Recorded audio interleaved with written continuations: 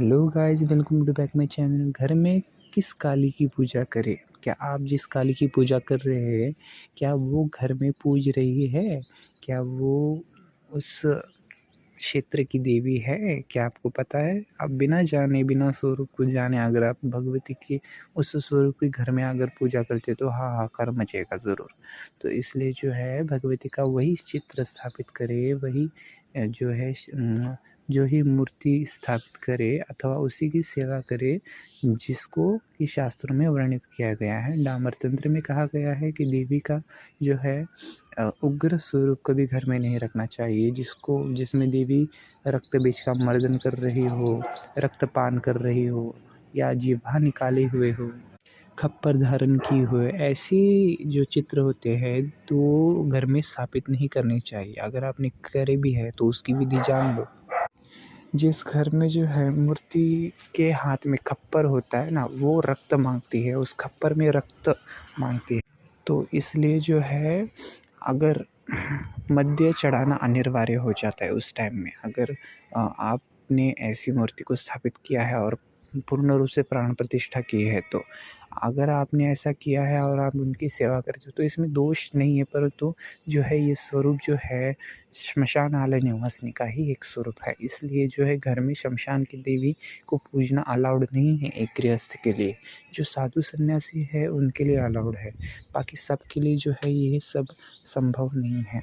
तो इसलिए जो है देवी का जो घर में जो स्थापित करने वाला चित्र है, वो दक्षिणेश्वर जो स्थित देवी महाकाली है, उनका स्वरूप, या तो चंद्रपुर निवासिनी महाकाली है उनका स्वरूप, या काली घाट में जो स्थित है मंगला में, तो मंगला स्वरूप या श्यामा स्वरूप, ऐसे देवी का जो स्वरूप है वो, या तो मैं चित्र में दिखा रहा हूँ उस प्रकार देवी का जो स्वरूप है वो आप घर में स्थापित करें। तो जो है माता की जो है करुणामय दयामय, ऐसे माता वैसे तो भावना से चलने वाली शक्ति है। आप जैसी भावना करोगे वैसे वो चलेगी, परंतु देवी भोली है अथवा उनको नहीं पता कि उनको सब कुछ पता है, परंतु उनको नहीं पता कि ये घर है या मेरे साधक का द्वार है। अगर साधक का द्वार अगर उनको पता है क्या ये साधक का द्वार है, तो वो उसी स्वरूप में वहाँ विराजेगी जिस स्वरूप में उन्होंने रक्त बीज का मर्दन किया है, जिन्होंने जो है राक्षसों का वध किया। परंतु साधक माता को जो है कभी भी साधक रूप में नहीं बुलाना चाहिए कि मैं साधक हूँ, आओ माँ, नहीं। हमेशा सेवक के भाव से बुलाना चाहिए कि माँ तुम मेरी माता हो, मैं आपका पुत्र हूँ, आप आइए और यहाँ विराजिए। इस प्रकार अगर देवी की आप सेवा करते हो तो उसका नित्यंत फल मिलता है।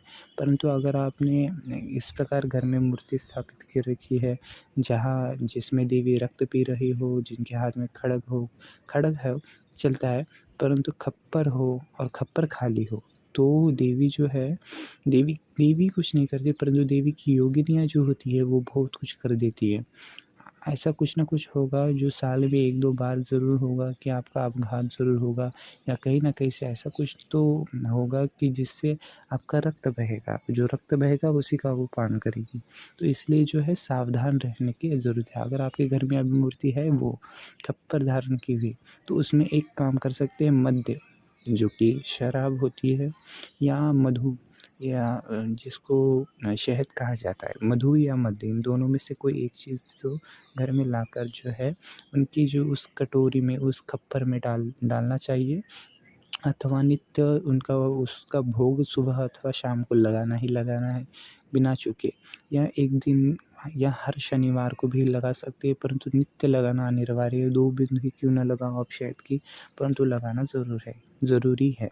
और इनकी सेवा नित्य रूप से होनी चाहिए। अगर एक चीज़ मतलब चूँकि तो कोई बात नहीं, परंतु मैं तो कहूँगा गुरु शिष्य परंपरा से चलो अगर दीक्षित हो जाओ तो बहुत सही होता है। किसी ऐसे गुरु को ढूँढो जो कि इस विद्या में पारंगत हो, अथवा उनको जो है इस विद्या की जो है जानकारी हो, तो उस गुरु के पीछे आप पढ़ो तो बहुत सर्वश्रेष्ठ होगा। और उनसे सेवा धारण करके जो है देवी की सेवा करो तो अत्यंत फल प्राप्त होता है। इसलिए देवी की जो है, मैंने जैसे कहा कि देवी की जो है वर अभय खड़ग अथवा मुंड धारण की हुई देवी की ये जो तस्वीर है वो ही रखी दक्षिणेश्वर जो स्थित है वो भद्रकाली या महाकाली, उग्रकाली, श्मशानालय निवासिनी काली, इनकी जो है चित्र यहाँ स्थापित करने की अनुमति किसी ने नहीं दी है, शास्त्रों में भी नहीं दी है। जो शमशान काली है उनके दोनों पैर जो है शिव के ऊपर रहते हैं। जो भद्रकाली है उनका जो है दायां पैर जो है महादेव के हृदय पर स्थापित होता है। दक्षिणा काली का भी सेम महादेव के हृदय पर स्थापित होता है चरण। तो इससे जो है ये पूजनीय है, देवी जो है घर में गृहस्थी में पूजनीय है, जो कि बटुक भैरव के साथ पूजी जाती है। परंतु जो शमशान में निवास करती है वो श्मशान भैरव के साथ निवास करती है शमशान में। तो इसलिए जो है और उनका जो स्वरूप है वो विकराल रक्त से अंग प्रत्यंग पर उनका रक्त लेपित होता है और रक्तांबरा के स्वरूप में मुक्तकेशी अथवा अर्धचंद्र धारिणी कहा गया है। देवी ने कटिबंध धारण किए हुए है, अनेक जो है राक्षसों की खोपड़ियों की माला धारण की है, हाथ में खड़ग खप्पर अथवा जो है वर मुद्रा धारणी है, अभय प्रदायिनी है, भक्तों का अभय प्रदायत्री है। परंतु जो गृहस्थ लोग मैं तो मानूंगा कि पूर्ण विद्या का ज्ञान प्राप्त करने के पश्चात ही इनकी सेवा आराधना उपासना उठाएं। गृहस्थी में अगर आप सेवा भाव से कर रहे हो तो मानसिक रूप से करो, या अगर पूर्ण रूप से आप प्रत्यक्ष रूप से करना चाहते हो तो किसी गुरु की सलाह में करो, यही अच्छा बेटर रहता है। परंतु क्योंकि हानि नहीं होती है, मैं यही कहूँगा कि कोई हानि नहीं होगी, बस आप इस पथ पर अच्छे से बढ़ो, विश्वास के साथ बढ़ो तो सही होगा। जय माता दी, हर हर महादेव।